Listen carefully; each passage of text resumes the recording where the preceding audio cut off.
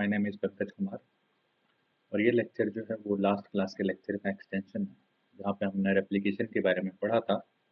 और रेप्लिकेशन में हमने ये समझने का प्रयास किया था कि सबसे पहले रेप्लिकेशन की क्यों रिक्वायर्ड है सेल्स के लिए, राइट। फिर हमने समझने का प्रयास किया था कि dispersive, conservative and semi conservative in words का मतलब क्या है ना। फिर तीसरे केस में हमने समझने का कोशिश किया था कि एक्सपेरिमेंट के थ्रू ये प्रूव किया गया कि डीएनए जो है वो सेमी कंजर्वेटिवली रेप्लिकेट करता है। तो यहाँ पे आप देख सकते हैं कि जो ए बी सी तीन केसेस थे, इसके लिए मैं माफ़ी चाहूँगा कि पिछली क्लास में मैं थोड़ा सा मिस्टेक कर दिया था। तो जो सी वाले केस है, यहाँ पे मैं जो लाइट डीएनए मॉलिक्यूल शो कर रहा हूँ ये ऊपर होगा, ना कि नीचे। मैंने पिछले क्लास में लास्ट लेक्चर में जो है ये मैं इसको नीचे शो कर दिया था, ओके। क्योंकि ये caesium chloride density gradient centrifugation है, तो जो कि मॉलिक्यूलर वेट के बेसिस पे मॉलिक्यूल्स को सेपरेट करता है। तो जो लाइटर द मॉलिक्यूल वो ऊपर रहेगा और जो हेवियर रहेगा वो नीचे रहेगा। In this case C condition में जो लाइटर मॉलिक्यूल्स हैं ये ऊपर रहेंगे, whereas in this case जो हेवियर मॉलिक्यूल्स हैं वो नीचे रहेंगे। तो ये आप थोड़ा ध्यान में रखिएगा। नाउ फिर चौथे केस में हम समझने का प्रयास किए थे कि डीएनए रेप्लिकेशन के लिए यूनिक सीक्वेंसेस का रिक्वायरमेंट होता है in case of prokaryotes as well as eukaryotes, जिसको हम लोग ओरिजिन ऑफ रेप्लिकेशन बोलते हैं। But in case of eukaryotes इसको एआरएस बोलते हैं, whereas in case of prokaryotes इसको ओआरआईसी बोलता है ना। फिर हम देखे थे दोनों के बीच का डिफरेंस क्या है। फिर हमने देखा था कि बेस पेयर का रिक्वायरमेंट कितना होता है, right. In case of prokaryotes 245 base pair था, है ना। और in case of eukaryotes 200 base pair था। Origin of replication, initiation of origin of replication का जो सीक्वेंस होता है कि इसके बारे में हम लोग देख रहे हैं। और फिर हमने समझा था कि मोनो रेप्लिकॉनिक और मल्टी रेप्लिकॉनिक क्या है, काफ़ी डिटेल में हमने चर्चा की थी। और फिर हमने डीएनए पॉलीमरेज के बारे में समझा था कि डीएनए पॉलीमरेज का काम क्या है, उसके सबस्ट्रेट डीऑक्सीन्यूक्लियोटाइड ट्राइफॉस्फेट होते हैं। फिर हमने समझा था कि कितने तरह के डीएनए पॉलीमरेज एग्जिस्ट करते हैं, है ना, इन ऑर्गेनिज्म। फिर इसको क्लासिफाई किया था टेम्पलेट डिपेंडेंट एंड इंडिपेंडेंट। फिर हमने इसको क्लासिफाई किया था यूकैरियोट्स एंड प्रोकैरियोट्स, है ना। ठीक, तो ये सब चीज़ें हमने पढ़ी थी। तो उसी को अगर हम कंटिन्यू करें तो आज हम पढ़ेंगे डीएनए पॉलीमरेज की फंक्शन के बारे में, यानी कि कंपेयर करेंगे सारे DNA polymerase, comparative analysis of DNA polymerase, है ना। फिर हम पढ़ेंगे structure of DNA polymerase, structure of, इसको समझने का प्रयास करेंगे। फिर हम पढ़ेंगे पॉलीमरेज स्विचिंग। ये टर्म जो है पॉलीमरेज स्विचिंग, ये इन केस ऑफ यूकैरियोट्स ये यूज होता है। तो इसको भी देखेंगे आज कि इसका मतलब क्या होता है ना। तो आज का ओवरऑल लेक्चर जो है ये इन सब चीज़ों के आसपास घूमता रहेगा। तो चलिए स्टार्ट करते हैं। तो सबसे पहले देखते हैं पहला topic comparative analysis. Comparative analysis basically हम लोग देखेंगे कि फंक्शनली ये जो हमारा डीएनए पॉलीमरेज है, डिफरेंट डीएनए पॉलीमरेज, ये कैसे अलग है ना। तो अगर मैं इसको एक टेबल का फॉर्म दूं और डिफरेंट डीएनए पॉलीमरेज का कॉलम बनाऊं,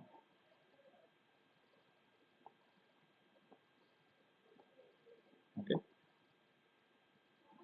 1 2 3 4 एंड 5, है ना। डिफरेंट डीएनए पॉलीमरेज, ये डीएनए पॉलीमरेज जो थे ये सारे प्रोकैरियोट्स के थे, रिमेंबर। नाउ इसमें क्या डिफरेंस है एंड क्या कॉमनैलिटी है ये देखते हैं, है ना। ये पॉलीमरेज एक्टिविटी सबसे पहले देखते हैं। पॉलीमरेज एक्टिविटी का मतलब होता है 5 प्राइम टू 3 प्राइम ये पॉलीमराइजेशन करेगा। और ये प्रॉपर्टी सारे डीएनए पॉलीमरेज में मिलता है, okay?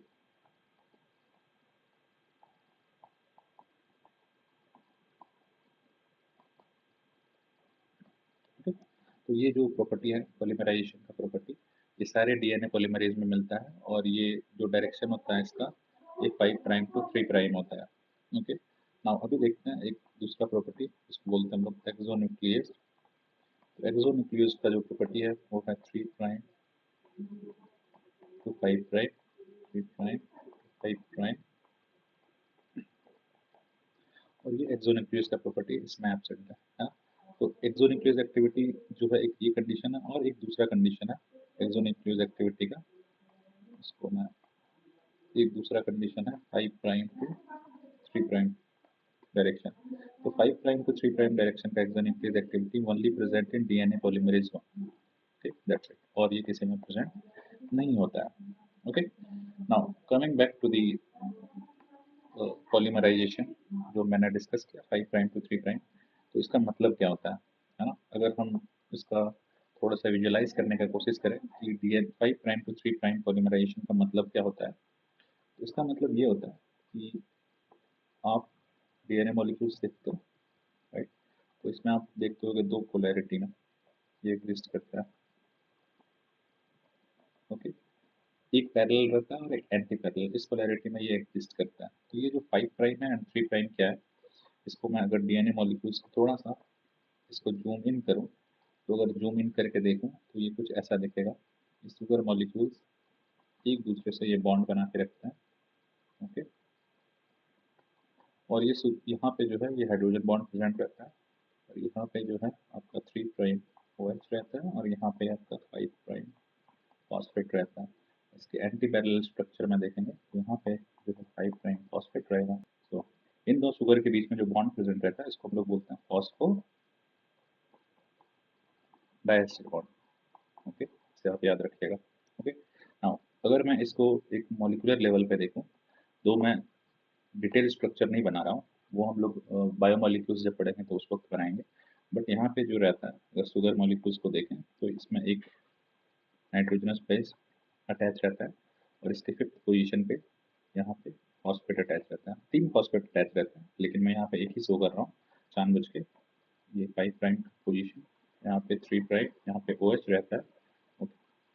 तो ये क्या हो गया हमारा, ये न्यूक्लियोटाइड्स हो गया जिसमें फॉस्फेट अटैच है, नाइट्रोजनस बेस अटैच है एंड शुगर अटैच है, ओके? तो इसको अगर मैं एक बारी और बनाऊं रिपीटेशन, ये शुगर है और ये यहाँ पे फॉस्फेट होगा, यहाँ पे 3 प्राइम जिसको हम लोग हाइड्रोक्सिल ग्रुप बोलते हैं, यहाँ पे 5 प्राइम फॉस्फेट होगा, यहाँ पे नाइट्रोजनस बेस होंगे, राइट? तो डीएनए पॉलीमरेज करता गया, ये 5 प्राइम एंड 3 प्राइम इसके बीच जो है ये बॉन्ड बनाता है, ओके? इसके बीच जो बॉन्ड बनाता है उसी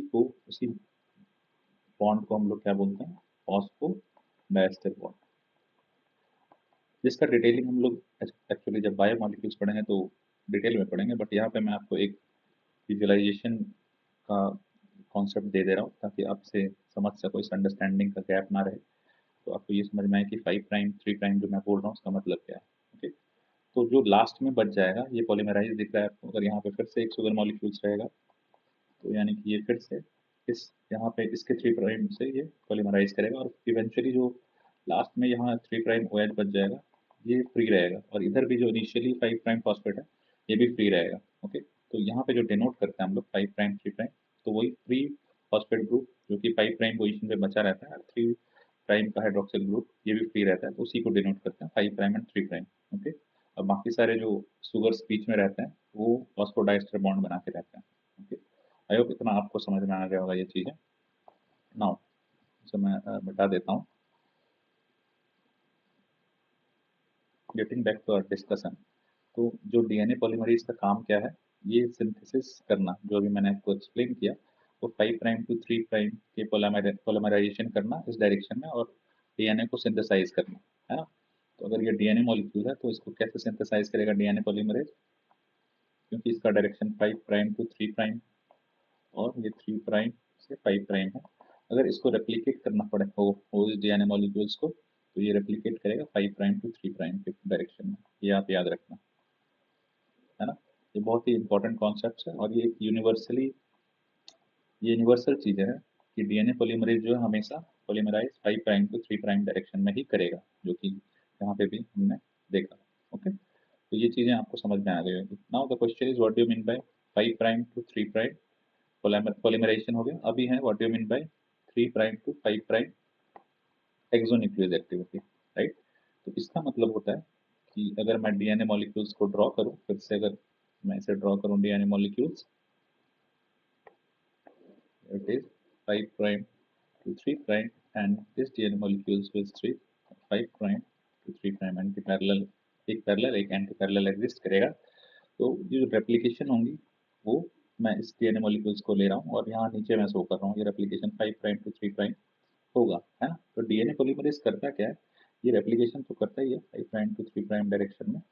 साथ में अगर इस डीएनए पॉलीमरेज के पास 3 prime to 5 prime exonuclease activity हो, इसका मतलब ये होता है कि इस डायरेक्शन में देखो ये हो रहा है, राइट।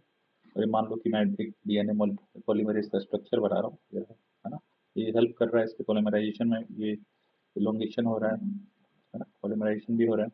नाउ समटाइम्स ये होता क्या है कि यहाँ पे ए है, ठीक, और यहाँ पे टी है, ये न्यूक्लियोटाइड बेस पेयर है, राइट। आपको पता होगा अगर न्यूक्लियोटाइड बेस पेयर आप देखोगे तो 4 तरह से न्यूक्लियोटाइड बेस पेयर पाया जाता है, एक adenine, thymine, guanine and cytosine. और आपको ये भी पता होगा अगर ए जो है वो हमेशा बॉन्ड बनाता है टी के साथ, ठीक है, 2 हाइड्रोजन बॉन्ड बनाता है, एंड जी जो है वो सी के साथ, राइट, 3 हाइड्रोजन बॉन्ड बनाता है, राइट। ये आपको पता होगा, ये एक दूसरे के कॉम्प्लीमेंट्री होते हैं। अगर एक स्ट्रैंड में ए है तो दूसरे स्ट्रैंड में टी होगा, right. Now the question is कि हम लोग ये समझ रहे थे कि 3 प्राइम से 5 प्राइम का एक्सोन्यूक्लियस का मतलब क्या है। नाउ ए से अगर टी अटैच हुआ, राइट, तो इसका ये डीएनए पॉलीमरेज इसको डिटेक्ट करेगा और डीएनए पॉलीमरेज जो है इस रेप्लिकेशन से आगे बढ़ता जाएगा। लेकिन अगर किसी कंडीशन में ए की जगह पे मान लो सी आ गए या जी आ गए, ओके, ए से जी अटैच हो गए, लेकिन जी क्या है, ये इसके कॉम्प्लीमेंट्री नहीं है, तो क्या होगा, ये जो आपको 3 prime to 5 prime exonuclease activity दिख रहा है, ये देखो इसका इसका तो रीजन ये 5 प्राइम होगा इनिशियली और इसका इधर 3 प्राइम होगा, राइट। तो इस एक्सोन्यूक्लियस एक्टिविटी की हेल्प से इसको ये क्या करता है, इस जो गलत बेस पेयर कॉम्प्लीमेंट हो जाते हैं उसको वो रिमूव कर देता है, ओके। तो ये रिमूव हो जाता है, और रिमूव कैसे होता है, इस 3 prime and 5 prime exonuclease activity की वजह से, और इसी एक्सोन्यूक्लियस एक्टिविटी की वजह से ये जी जो फॉस्फोडाइस्टर बॉन्ड बना होता है इसको ब्रेक कर लेता है डीएनए पॉलीमरेज, और फिर जो सही कॉम्प्लीमेंट्री बेस पेयर होंगे उसको यहाँ पे लाके फिर डीएनए पॉलीमरेज फिर आगे बढ़ जाता है, पॉलीमराइजेशन करना स्टार्ट कर देता है, ओके। सो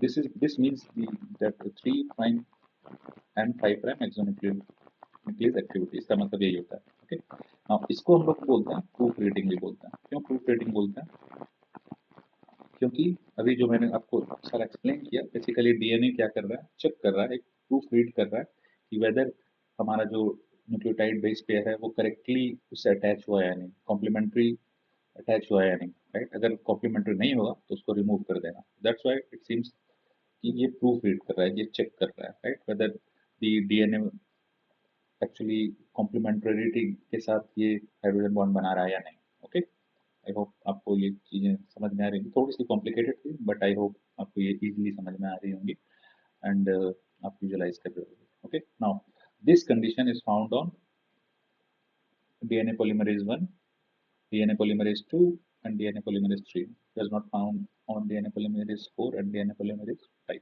okay।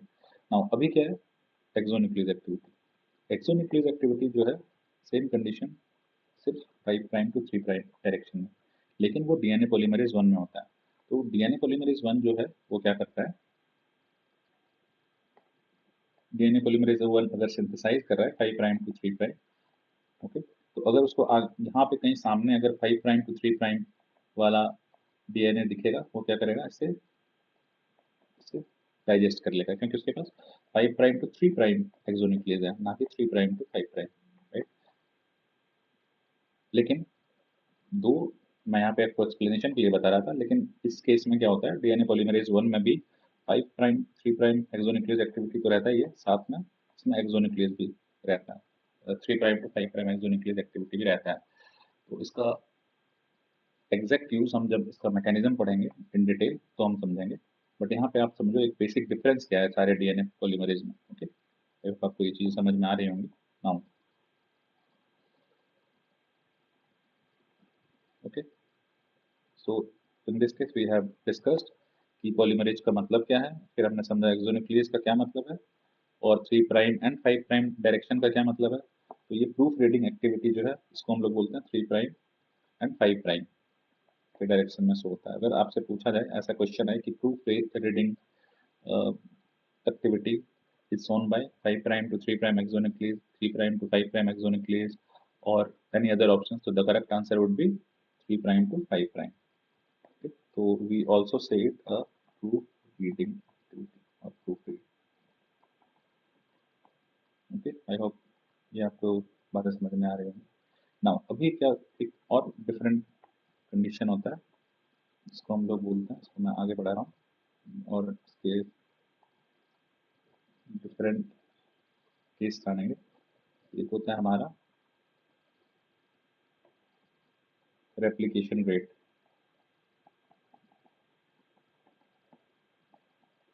एक होता है रेप्लिकेशन रेट और एक होता है हमारा प्रोसेसिविटी। तो रेप्लिकेशन रेट एंड प्रोसेसिविटी का मतलब क्या होता है, पहले ये समझते हैं ना। तो रेप्लिकेशन रेट का मतलब है कि पर यूनिट टाइम में कितने डीएनए मॉलिक्यूल्स सिंथेसाइज होगा, कितने डीएनए मॉलिक्यूल्स पॉलीमराइज हो गए और सिंथेसाइज हो गए, कोई भी वर्ड यूज करेंगे तो चलेगा। एंड प्रोसेसिविटी का मतलब ये होता है कि जो DNA, for example this is DNA है ना, और यहाँ पे 5 प्राइम टू 3 प्राइम, इसको मैं 3 प्राइम टू 5 प्राइम लिखता हूँ, इसको 5 प्राइम टू 3 प्राइम लिखता हूँ, तो डीएनए का रेप्लिकेशन इस डायरेक्शन में होगा ऑब्वियसली। तो यहाँ पे अगर डीएनए पॉलीमरेज आया, तो जस्ट इमेजिन कि डीएनए पॉलीमरेज आया और ये कितने सारे न्यूक्लियोटाइड्स को पॉलीमराइज करने के बाद यहाँ से ये रिमूव हो जा रहा है, तो हम लोग इसको बोल रहे हैं processivity. Okay, this is the most basic language जो यूज कर सकते हैं प्रोसेसिविटी को एक्सप्लेन करने के लिए। okay? यहाँ पे अगर आप देखोगे कि जब डीएनए मॉलिक्यूल्स आया, अटैच हुआ डीएनए से, एंड फिर जितने नंबर ऑफ न्यूक्लियोटाइड्स ने अटैच किए एंड फिर पॉलीमराइज किए एंड फिर ये यहाँ से रिमूव हो गया, तो इस प्रोसेस में जितने भी न्यूक्लियोटाइड्स उन्हें अटैच किए उसको हम लोग बोलेंगे प्रोसेसिविटी, प्रोसेसिविटी। ओके, आई होप आपको ये सारी चीजें समझ में आ रही होंगी। Now coming back to our discussion, तो अगर आप रेप्लिकेशन रेट देखोगे तो डीएनए पॉलीमरेज 1 का जो है वो है 20 nucleotides per second, DNA polymerase 2 का जो है वो है 40 nucleotides per second, whereas in case of DNA polymerase 3 it is 1500 nucleotides per second. Okay, तो ये आप एक बेसिक डिफरेंस याद रखने का कोशिश करना।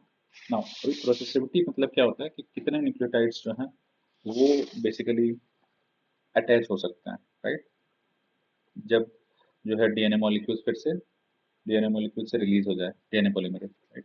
तो इस केस में जो है आपका प्रोसेसिविटी जो है ये अप्रोक्सीमेटली इस केस में, यानी कि डीएनए पॉलीमरेज 1 के केस में 200 न्यूक्लियोटाइड्स होता है, इस केस में 1500 न्यूक्लियोटाइड्स होता है, और इस केस में 50,000 न्यूक्लियोटाइड्स होता है। ओके, तो आपको एक ड्रास्टिक चेंज दिख रहा होगा पॉलीमरेज 1, पॉलीमरेज 2 एंड पॉलीमरेज 3 में, राइट, कि आपको कुछ इसमें स्पेशल चीजें दिख रही होंगी डीएनए पॉलीमरेज 3 में, राइट, कि इसका जो एफिशिएंसी है compare to DNA polymerase 2 and polymerase 1, DNA polymerase 3 का एफिशिएंसी इज वे हायर, है ना।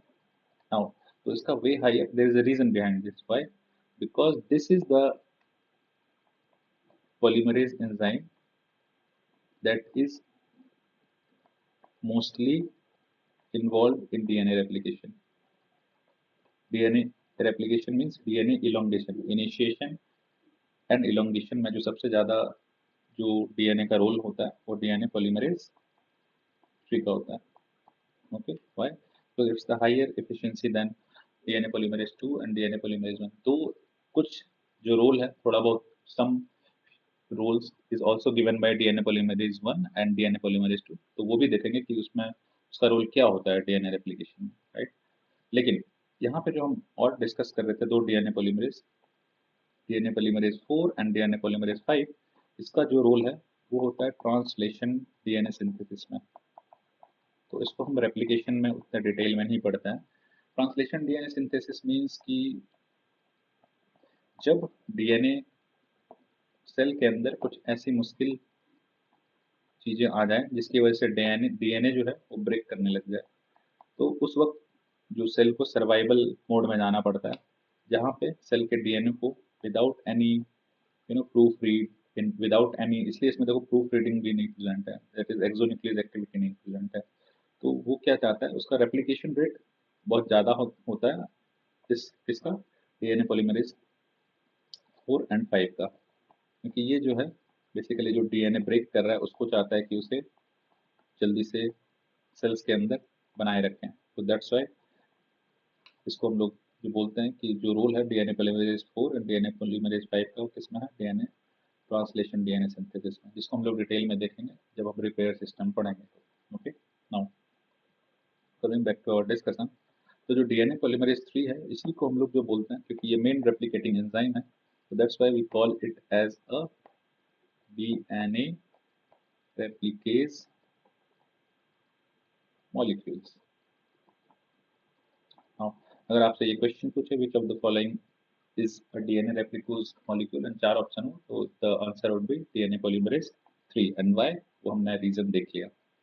नाउ अभी हम क्या करेंगे, इसका स्ट्रक्चर देखेंगे,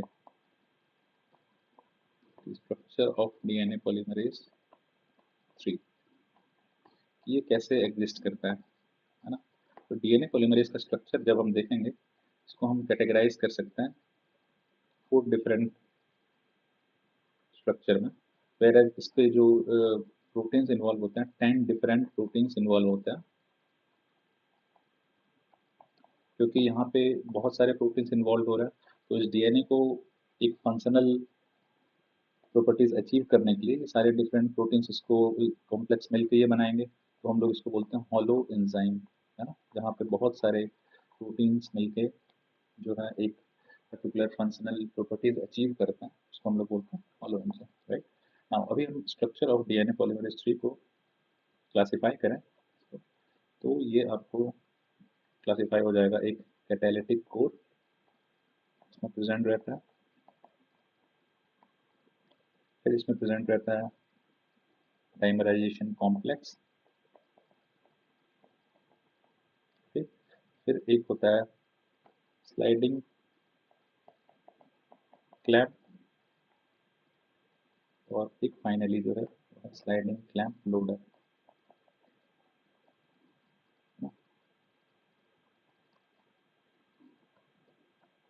Okay, so these are the 4 structural condition that is present in DNA polymerase 3.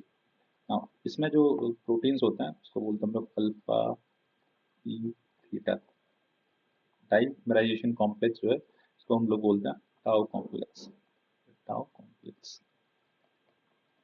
ठीक।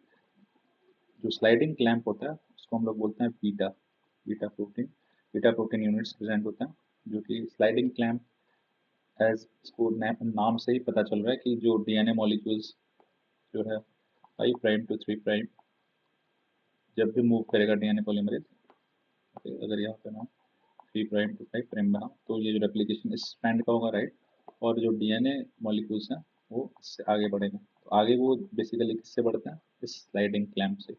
और दूसरा जो होता है वो है स्लाइडिंग क्लैंप लोडर, इसको हम लोग बोलते हैं गामा कॉम्प्लेक्स। ओके, और ये गामा कॉम्प्लेक्स जो है वो बहुत सारे प्रोटीन सब यूनिट से बने होते हैं, that is gamma, delta, delta dash, okay, then x, और एक प्रोटीन होते हैं जिसको हम लोग बोलते हैं psi. So these are the protein subunits जिसके हेल्प से ये सारा स्ट्रक्चर प्रेजेंट होता है। अगर मैं स्ट्रक्चर को ड्रॉ करूँ फाइनली, तो स्ट्रक्चर कुछ ऐसा दिखता है, कैसा दिखेगा, मैं एक रफ डायग्राम बना रहा हूँ सो दैट ताकि आप भी इसको विजुलाइज कर सको।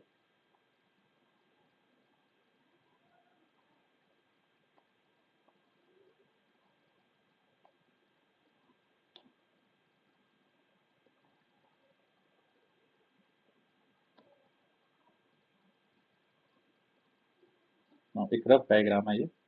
तो ये यहाँ पे एक मैं और स्ट्रक्चर बनाता हूँ।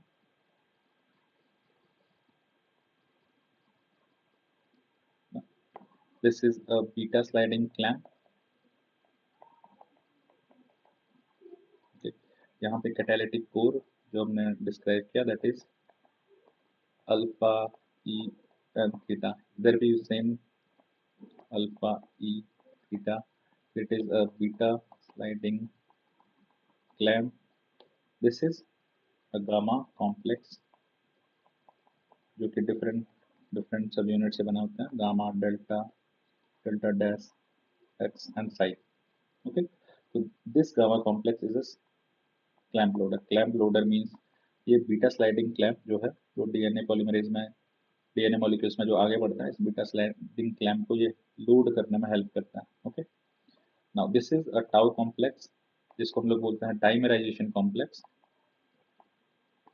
और ये डाइमराइजेशन कॉम्प्लेक्स क्या कर रहा है, ये जो आपको दो सब यूनिट्स दिख रहे हैं डीएनए पॉलीमरेज को, उसको एक दूसरे से जोड़ने में हेल्प कर रहा है। Okay, that's why we are saying it dimerisation.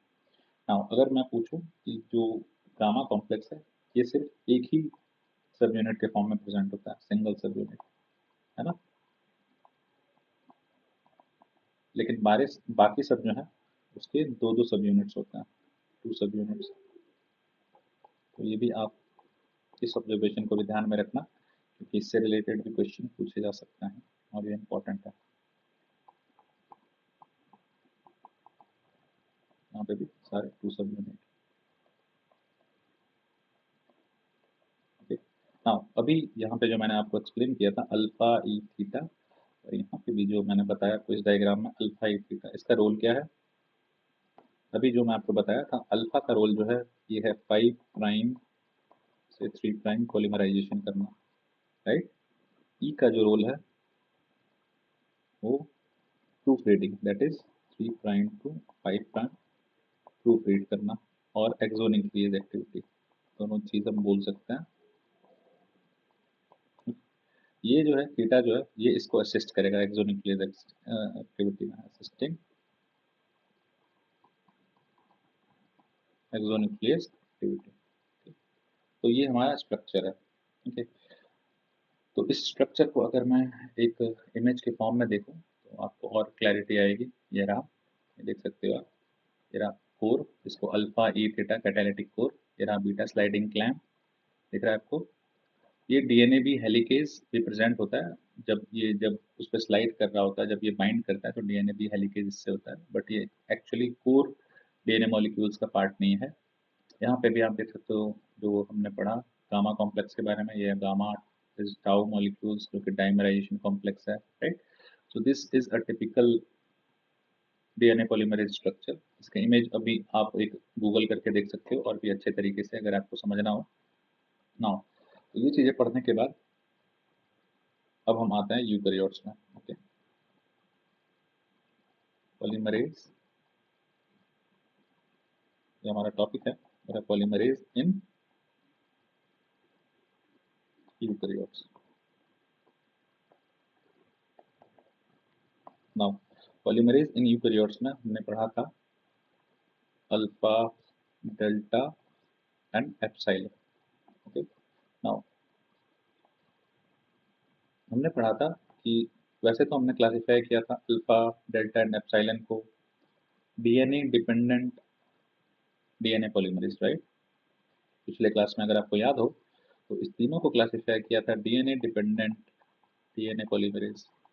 Okay, but यहाँ पे एक खास बात एक अल्फा में है ना, अल्फा पॉलीमरेज जो है it has a unique property, है बोथ। बोथ क्या, इसके पास जो यूनिक प्रॉपर्टी है वो है RNA dependent, RNA sorry DNA polymerase, ये भी प्रॉपर्टी है इसके पास। और एक प्रॉपर्टी है डीएनए डिपेंडेंट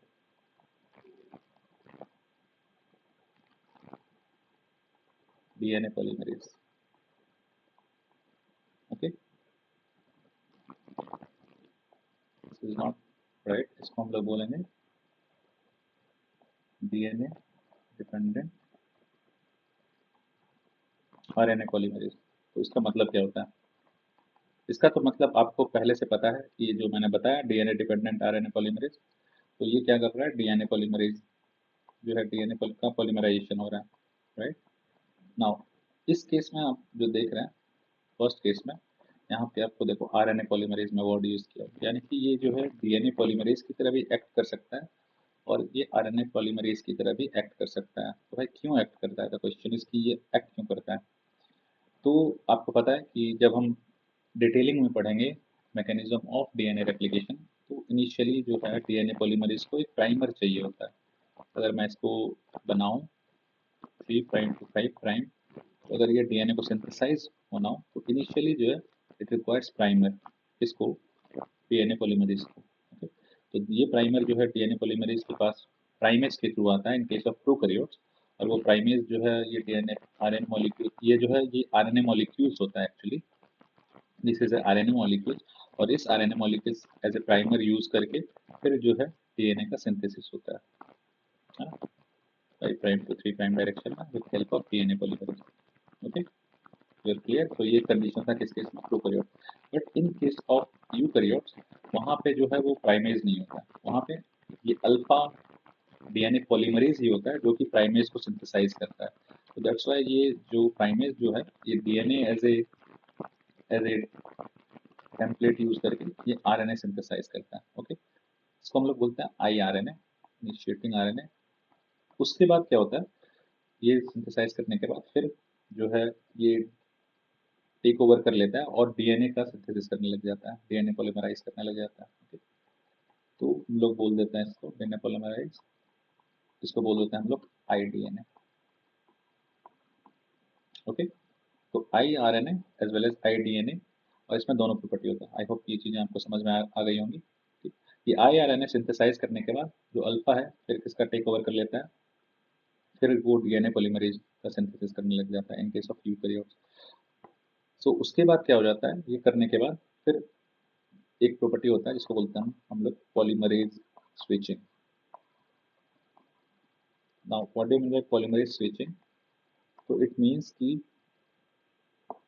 अगर मैं यूकैरियोट्स लूँ, यूकैरियोट्स में 3 प्राइम 5 प्राइम लूँ एंड 5 प्राइम एंड 3 प्राइम, तो यहाँ पे जो पॉलीमरेज है इनिशियली जो सिंथेसिस है it has been done by alpha polymerase, right, जो हमने डिस्कस किया अल्फा।